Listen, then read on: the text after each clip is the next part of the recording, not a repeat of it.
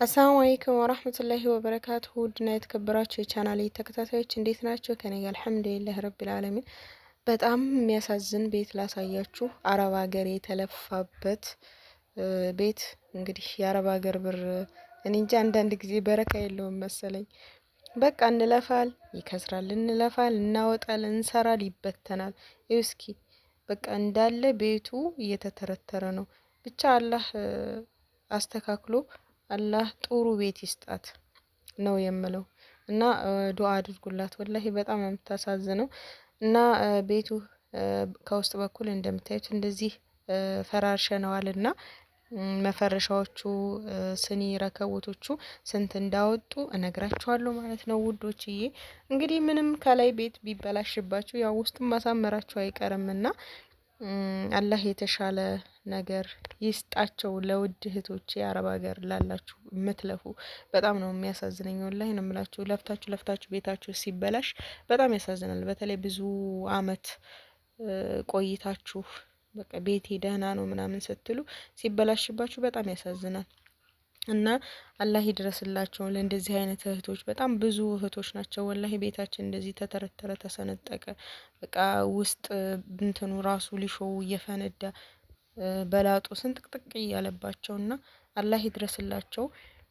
እዚህ ጋር የምታዩት ረከቦት ዋጋ 5000 ነው። ያው እንደምንም በክርክር 4800 ተገዝቶላታል ማለት ነው። የእህታችን እንደምታዩት በጣም ቆንጆ ረከቦት ነው።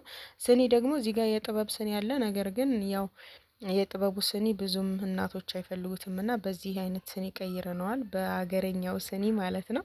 ከዛ ቤቱ ጋር ተፈርሾ እንደምታዩት በጣም ነው የሚያምረው።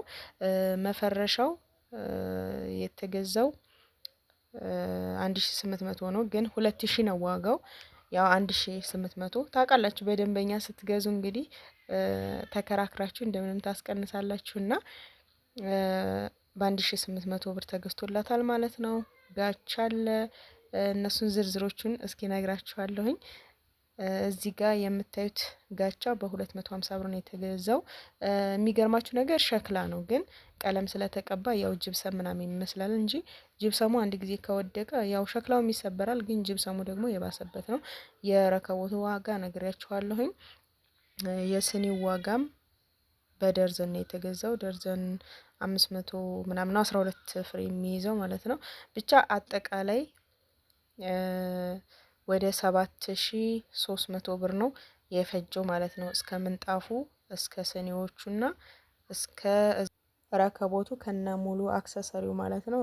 የጀበና መጣጃ ትንሽ ፌርሜሎ አለች። ከዛ የብኹር ማጨሻ ያው ግን በትልቁ ነው ታውቃለች። ከዚህ በፊት ማጨሰው ትንሿን ብዙም አትመችም እና እዚህ ጋር ደግሞ ሰሙዳ ያለች የራሱ እንትን አለው። ሰሙዳዩ ለብቻ ነው የተገዛችው። እዚህ ጋር ሰርቪስ አለው። ይሄም እሱ ጋር አክሰሰሪው አንድ ላይ ነው፣ የረከቦቱ ነው። ሌላዋ ደግሞ ይቺ አሁን ምፈታት የስኳር መያዣ ናት። 300 ብር ናት።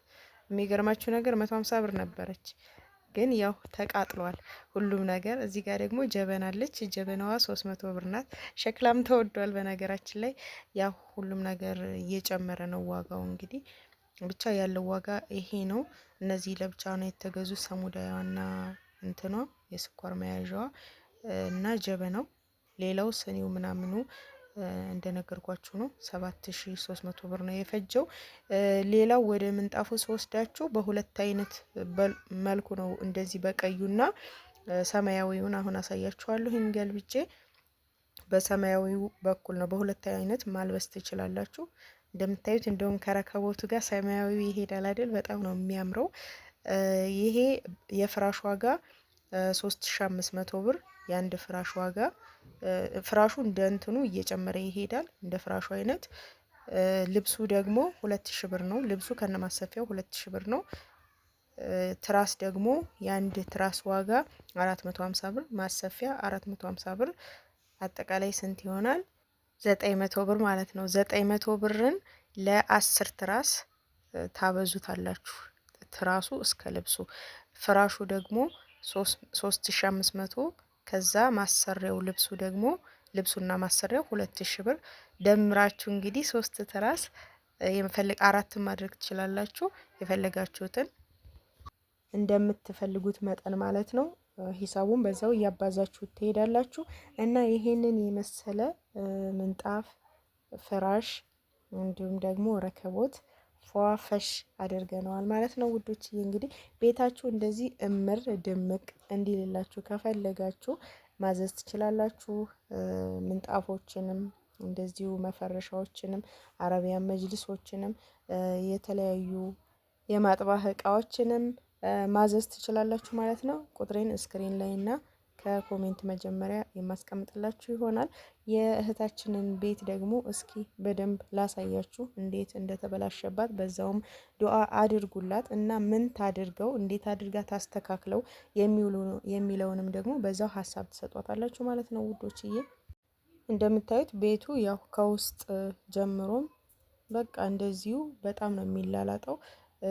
ከጭቃው በላይ ያለው እንትኑ በምታዩት ሁኔታ ስትነኩት ራሱ የሆነ ያኮፈኮፈ ነገር ሆኖ በቃ ይወርዳል በራሱ ሰዓት ማለት ነው። ከመስኮት በተለይ ከመስኮት አካባቢ ከበር አካባቢ ያለው በጣም እየወረደ ነው የሚሄደው እና እንዴት እንደሚስተካከል እንግዲህ ቤታችሁን ያስተካከላችሁ ካላችሁ እንዴት መደረግ እንዳለበት ኮሜንት ላይ አስተያየት ስጡን ማለት ነው። ከውጭ በኩል ደግሞ እንደምታዩት እየፈረሰ ነው የሚሄደው። እንግዲህ አፈሩ ይመስለኛል እንደዚህ የሚሆነው በቃ ከሲሚንቶ ጋር ከግርፉ ጋር አይስማማም፣ ይላቀቃል። በጣም ነው የሚያሳዝነው ወላሂ። ገንዘባችሁን አውጥታችሁ ለፍታችሁ ሰርታችሁ እንደገና እንደዚህ አይነት ሁኔታ ሲያጋጥማችሁ በጣም ነው የሚያሳዝነው።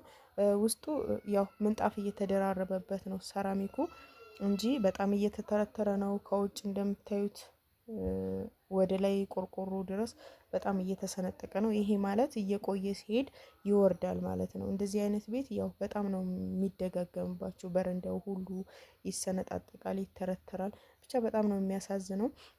ለእህታችንም እንግዲህ ዱአ አድርጉላት አላህ የተሻለ ነገር እንዲሰጣት። እዚህ ጋር እንደምታዩት በጣም ነው ወደታች የሚወርደው። ቀለሙ መጀመሪያ ኩፍ ኩፍ ይላል፣ ይነፋል። ከዛ በቃ ወደታች እየወደቀ ቤትም በጣም ነው የሚያበላሸው። እዚህ ጋር እንዳይመረግ ወይ ደግሞ በጅብሰም እንደገና እንዳይለጠፍ ሲጀመር ጅብሰም ተደርጎ ይናዳል መልሶ ማለት ነው። ይህ ምን መፍትሄ እንደሚደረግለት ወላሁ አለም። የምታውቁ ካላችሁ እንግዲህ ቤታችሁ እንደዚህ ሆኖባችሁ ያስተካከላችሁ ካላችሁ መፍትሄ ኮሜንት ላይ ያስቀምጡልን። እንዲሁም ደግሞ ዱአ አድርጉላት። የስደት እህታችን በቃ ስንት አመት አረብ ሀገር ለፍታ የሰራችው ቤት በቃ አሁንም በመከለስ ላይ ናት ያለችው። ይከለሳል መልሶ ይበላሻል እና ምን እንደሚደረግ ራሱ በጣም ግራ ነው የሚገባው። አዲስ ቤት እያሰራችሁ ያላችሁ ይሄን ነገር ጥንቃቄ አድርጉ። በተለይ ሊብሶ ጊራን አካባቢ ከዚህ በፊትም የሆነ ቤት የእህታችን ቤት እንደዚህ ተንዶ አሳይቻችሁ ነበረ እና አፈር ከሌላ ሀገር እያስመጣችሁ ብታሰሩ በቃ በጣም የታወቀ ባለሙያ በጣም በውሃ ልክ ማሰር በሁሉ ነገር የተሻለ የሆነ ባለሙያ ብታመጡ እና ብታሰሩ አሪፍ ነው ብዬ እመክራለሁኝ። እንግዲህ አላህ የተስተካከለ እማያለፋ እማያዳግም ቤት ይስጣችሁ ነው የምለው። ለእህታችንም አላህ የተሻለውን ይግጠማት። የዛሬው ቪዲዮ እንግዲህ ይህንን ይመስል ነበረ። እቃ ማዘዝ ከፈለጋችሁ የትኛውም አገር ማድረስ እችላለሁኝ ማለት ነው። ኢንሻአላህ በቀጣይ ተመልሼ እስከመጣ አላህ ሰላማችሁን ያብዛው።